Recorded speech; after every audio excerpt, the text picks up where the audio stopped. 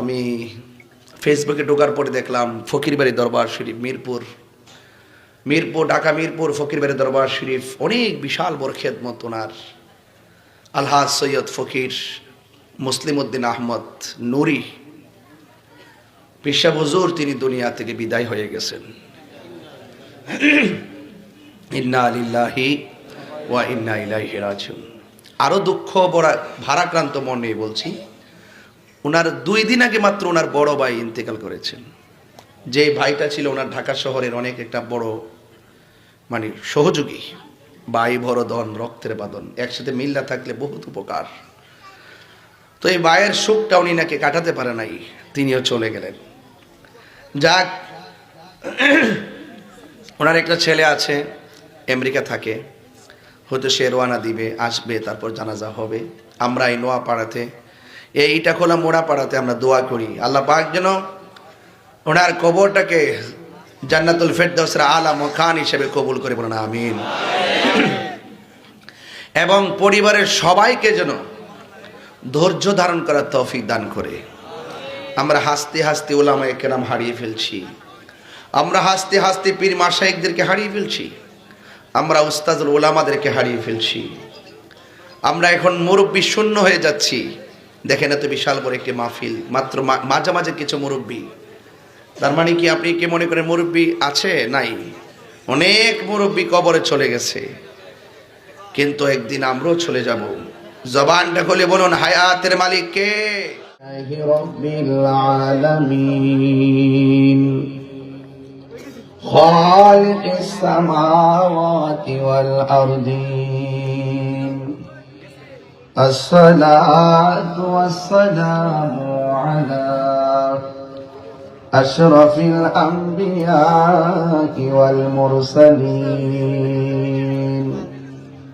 ওয়া আলা আলিহি ওয়া আসহাবিহি ওয়া আজওয়াজিহি ওয়া যুররিয়াতিহি আজমাইন।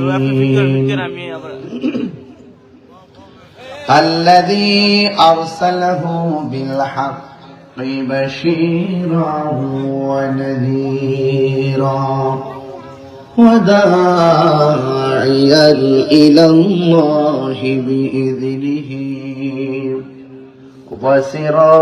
وسراجا منيرا إن الله وملائكته يصلون على النبي يا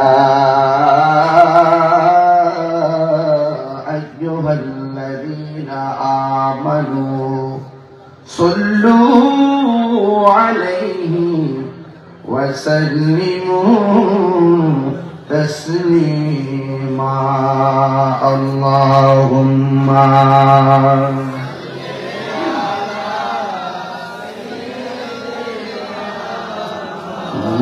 مولانا محمد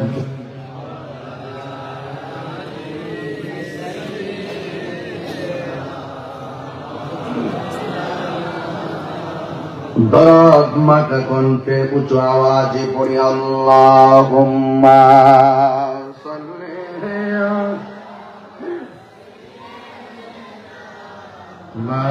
মাওলানা মুহাম্মদ ওয়া আলা আলি সাইয়্যিদিনা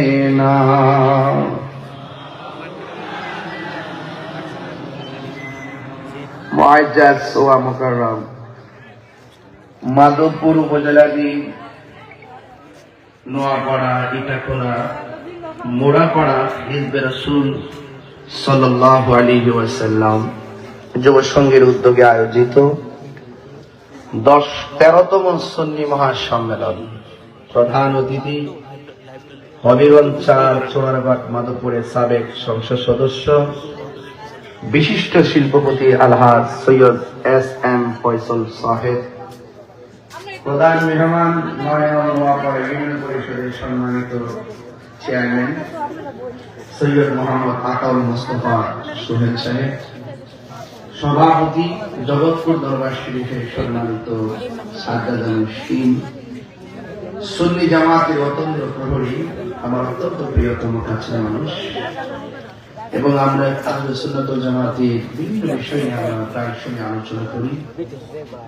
যিনি বাংলাদেশের বিভিন্ন জায়গায় অত্যন্ত দায়িত্বহীন কণ্ঠে ইমান আকীদার কথাগুলো বলে থাকেন, সুদর্শন সুললিত কণ্ঠের অধিকারী আল্লামা খাজা মাহবুবুর রহমান চট্টোপাধ্যায় সাহেব মুদাজ্জিলুল সহ সভাপতি হাজী লুকমান মহাদার সাহেব বক্তব্য রেখেছেন আশিক রাসূল বাতিলের বিরুদ্ধে বলিষ্ঠ কণ্ঠস্বর আল্লামা মুফতি শাহ আল মাসুমি সাহেব, বিশেষ আকর্ষণ পীরে কামেল আশিক রাসূল এনামুল হক খান আল কাদের চিশতি নকশবন্দি মুজাদ্দিদ সাহেব, মাওলানা ফারুক সাহেব।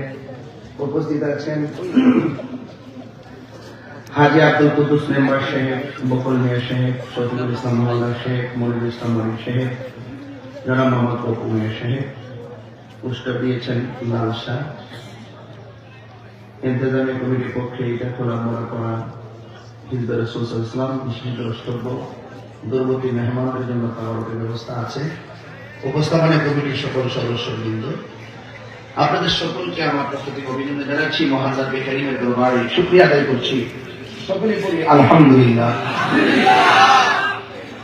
লাখ কোটি দরুদ ও সালাম ওই নবীর নূরানি কদম মোবারকে, যিনি হায়াতুন নবী নূর নবী গায়বের খবর দেনে ওয়ালা হযরত নূর সাল্লাল্লাহু আলাইহি ওয়াসাল্লামের উম্মত হিসেবে আল্লাহ পাক আমাদের সকলকে কবুল করেছেন।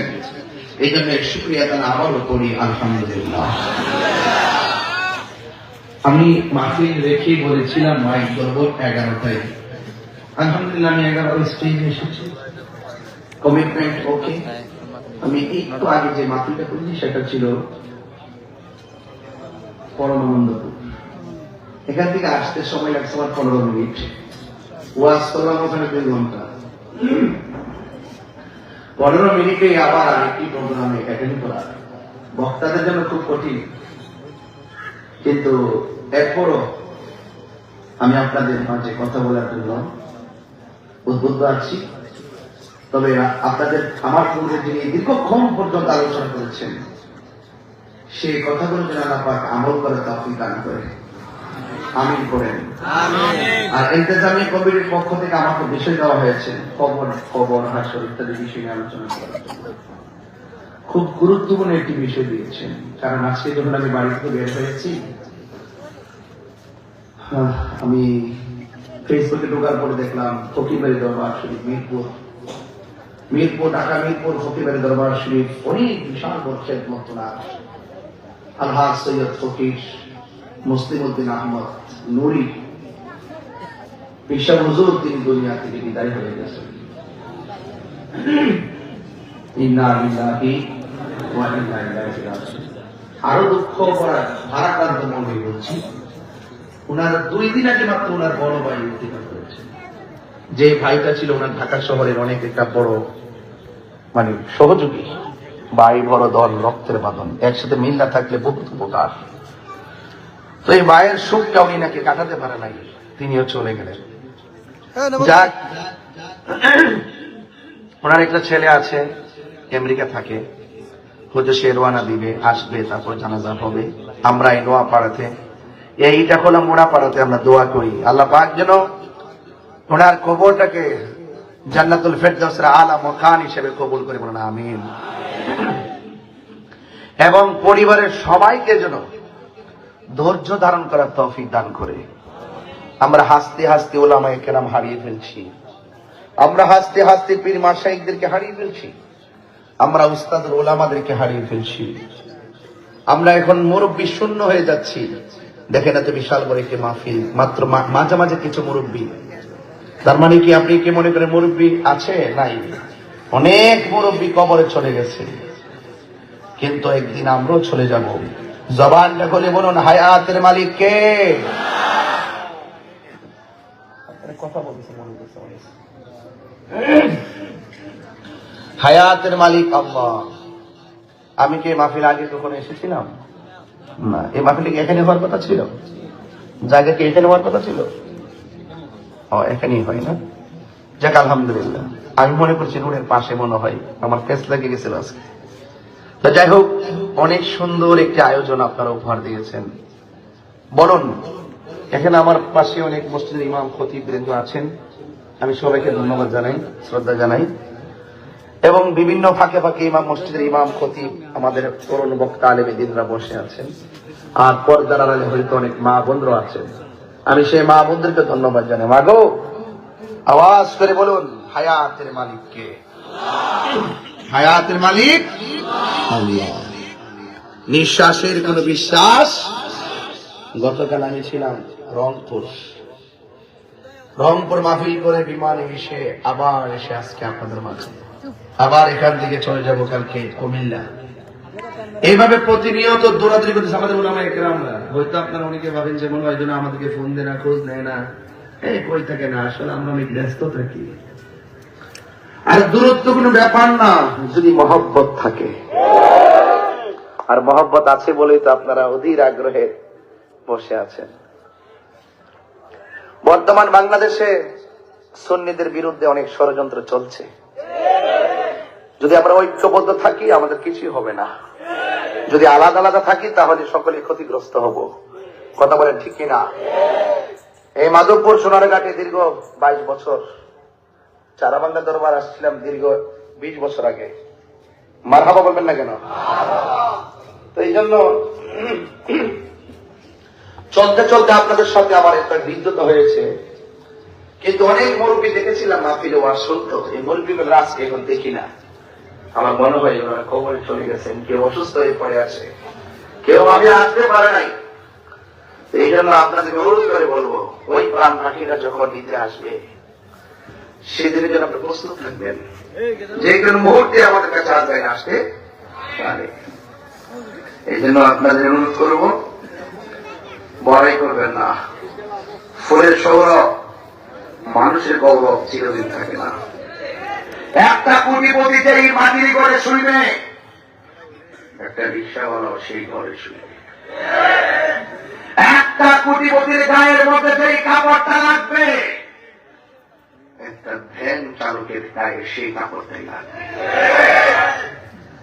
একটা রিক্সাওয়ালার যে যতটা কাপড় হবে, কোটিপতির ততটাই কাপড় হবে। বলুন, কাপড় কয়টা? পুরুষের 3টা, মহিলাদের গায়ের রংটা কি? কাপড়ের রংটা কি? আমি গাড়িতে একটা পাগড়ি রাখি, আমার মাথায় একটা পাগড়ি রাখি। যেই কোনো মুহূর্তে অপশক্তি কিছু করতে পারে, যেন এই কাপড়টাই যেন, এই পাগড়িটাই যেন কাপড় হয়ে যায়। প্রস্তুত থাকি। গতকাল একটা ঘোষণা দিচ্ছি, সারা মিডিয়া পাড়া আগুন ধরে গেছে। সুন্নি জামাতকে বলবো, আপনাদেরকে সতর্ক থাকতে হবে, কারণ আমরা নবীর প্রেমিক, ওলি আল্লাহ প্রেমিক। 90টা মাজার ভাঙছে, কোন রাজনীতিবিদ কিন্তু তারাই বলে নাই কেন ভাঙলি। এই জন্য আমরা সিদ্ধান্ত নিতে হবে, সুন্নিদের জবাব সুন্নিরাই দিতে হবে। কথা বলে কেউ আমাদের আপন না, আমাদেরকে ব্যবহার করার মানুষ অভাব নাই। কেউ আমাদের খবর নেই না, মিথ্যা মামলা দেওয়া হয়, মাজার ধ্বংস করা হয়, মসজিদের ইমামকে ভায়োলেন্সের মাধ্যমে হত্যা করা হয়। একটা রাজনীতির তারাই বলে না ইমামকে মারবে কেন, মাজারগুলো ভাঙলি কেন। এই জন্য আমাদের আল্লাহ নবীর মাজারকে আমরাই সুরক্ষা করতে হবে।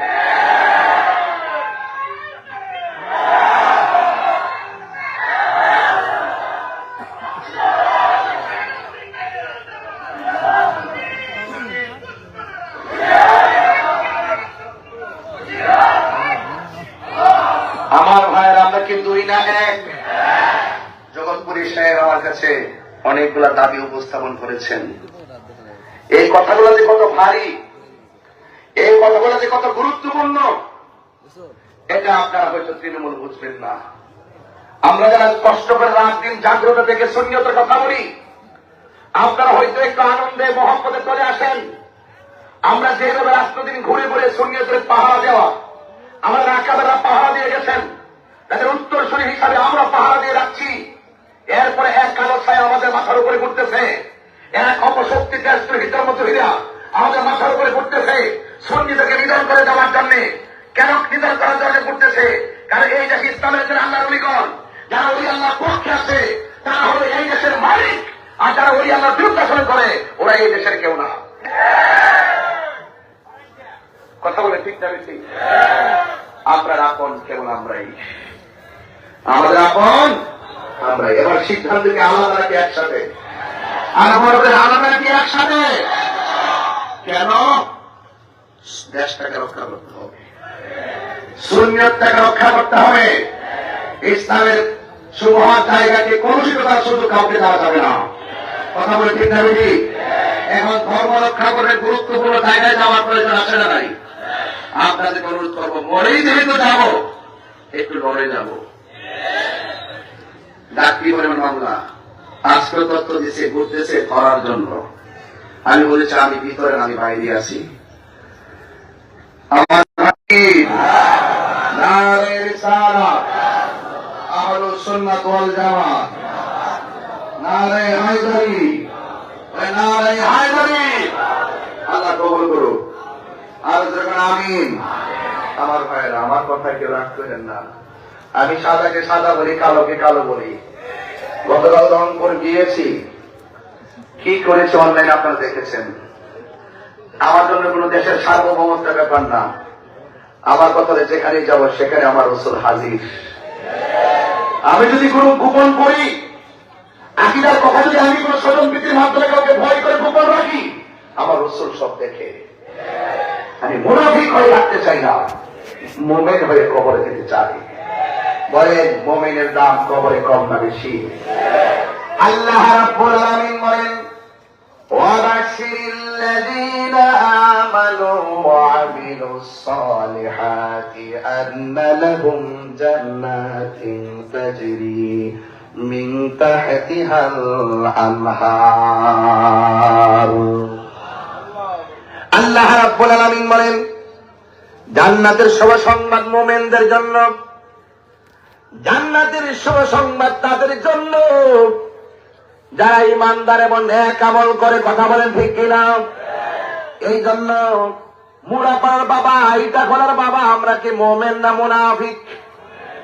এই জন্য আমাদেরকে ঈমান রাখতে হবে।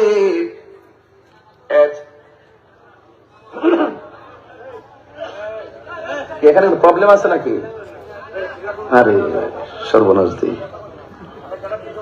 আমার কানের কাছে কথা বলবেন না, আপনারা বাইরে থেকে একটু দূরে বলেন, তাহলে আমার ওয়াজ করতে সুবিধা হবে। আমার কথা কি আপনার খারাপ লাগতেছে? একটু গরম ওয়াজ গরম হয়। হাত বান্ধিবি, ভাও বান্ধিবি, মন বান্ধিবি কেমনে? এটা অভ্যাস হয়ে গেছে কেন? এত বড় সংসার কার লোক অভ্যাস হয়ে গেছে কেন? কথা বল না কেন? 22টা বছর ধরে প্রেমিকের সাথে সংসার চলতেছে। এটা কি ভবের সংসার না ভাবের সংসার? ভাবের মানে প্রেমের সংসার। এই সংসার শুধু দুনিয়াতে না, এটা আখেরাতে দেখা হবে। আন্তা মামান আহবাবতা, তুমি দুনিয়াতে নবীর জন্য যাকে ভালোবাসবে, তোমার হাসরের মাঠ তার সাথেই হবে। ঠিক কি না? এটা মহাপদে দরুদ শরীফ আল্লাহুম্মা সাল্লি করে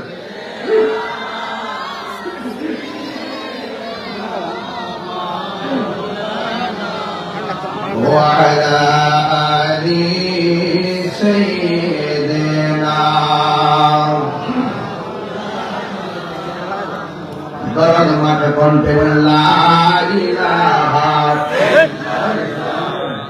لا إله لا إله حسبي ربي جل الله ما في বলি নূর মুহাম্মদ সাল্লাল্লাহু বলি নূর মুহাম্মদ সাল্লাল্লাহু লা ইলাহা ইল্লাল্লাহ লা ইলাহা ইল্লাল্লাহ লা ইলাহা ইল্লাল্লাহ লা ইলাহা لا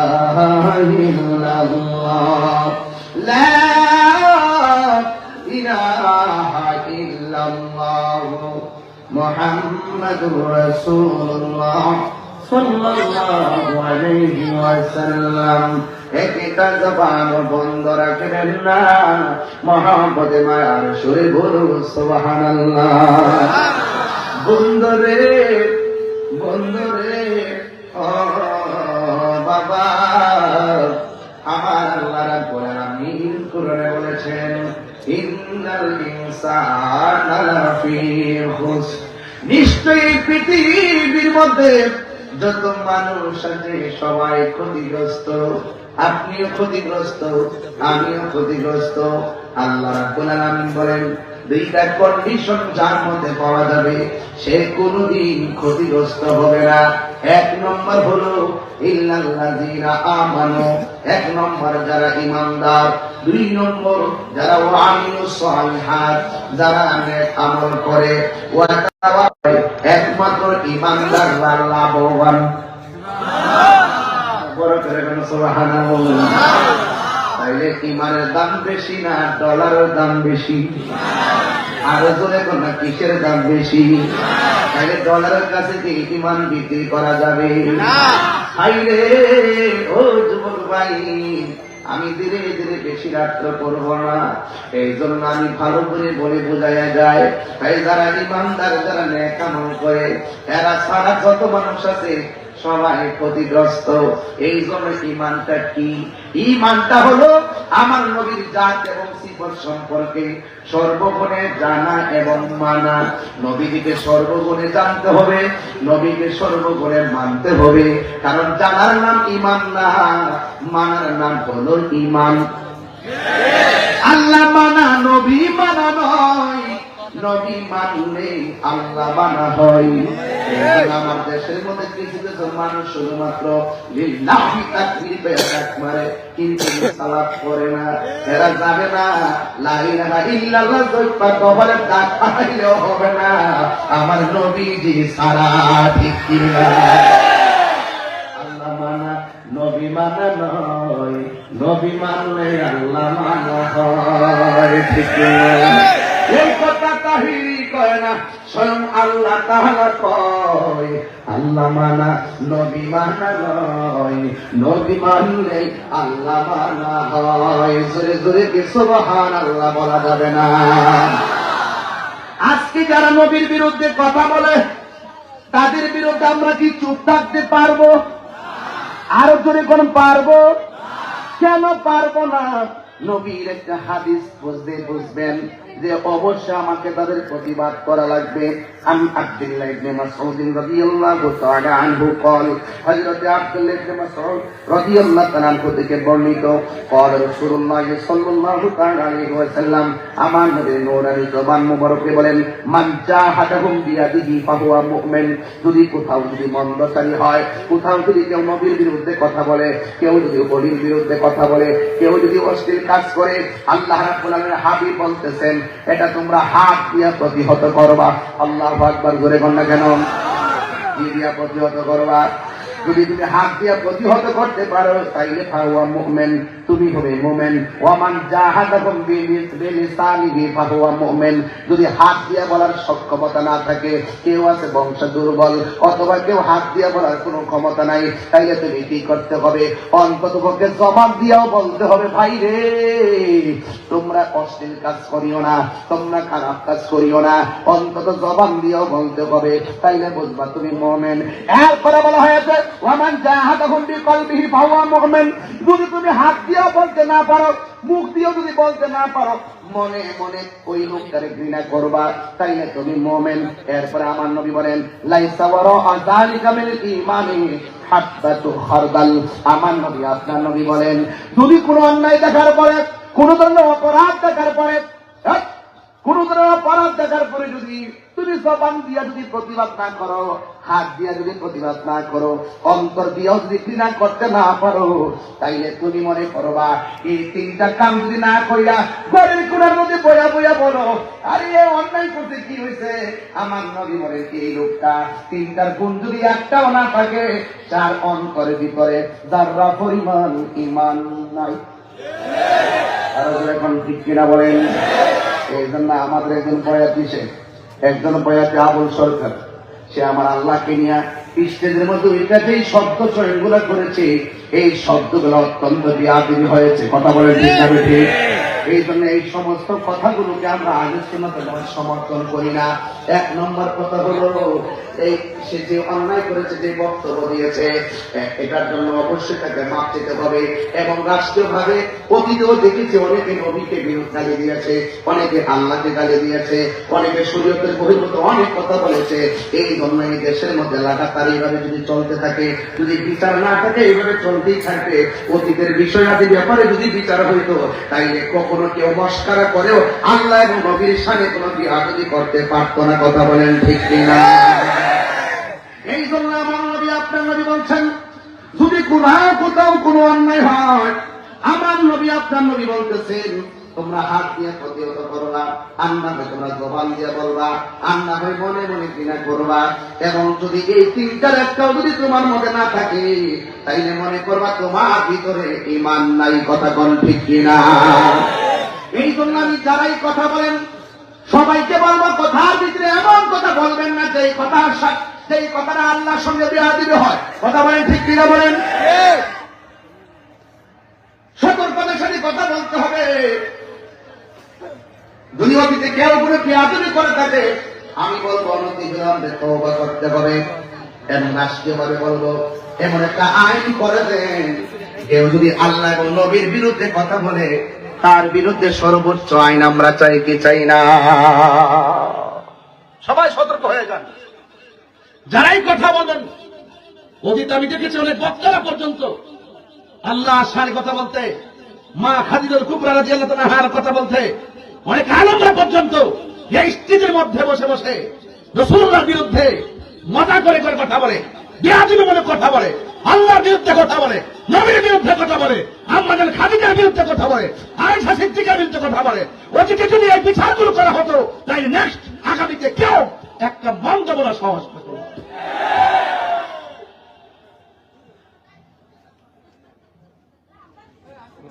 আমরা অন্যায়কে অন্যায় বলি, সাদাকে সাদা বলি, কালোকে কালো বলি। আমার আল্লাহ শান, নবীর শান, আউলিয়া কেরামের শান, কুরআন, ইসলাম, এই সুমহান জায়গায় যারা আঘাত করবে, আমরা তার তীব্র নিন্দা জানাই। কথা বলেন ঠিক না বেঠিক? যেহেতু দেশে ইসলামী শরিয়া হুকুমত নাই, সেই জন্য যারা যা মন চায় তাই বলবে।